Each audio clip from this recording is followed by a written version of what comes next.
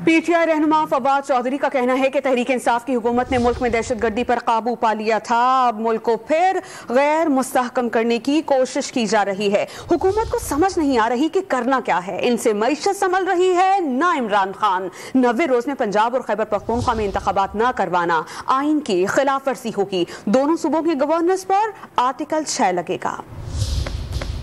जो एडमिनिस्ट्रेशन जो अथॉरिटी 90 दिन से आगे काम करेगी वो आर्टिकल 6 की मर्तकब होगी। और ये मैं नहीं कह रहा, चौधरी एतजाज अहसन साहब ने कहा है।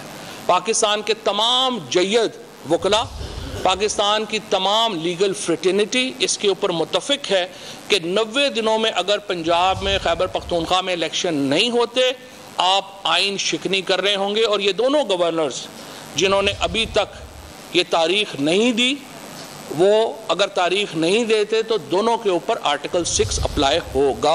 और मौजूदा हुकूमतों में लोग जो शामिल हैं, अगर वो 90 दिन के बाद 91st डे कोई चीज़ साइन करेंगे, वो आर्टिकल 6 के मर्तकब होंगे।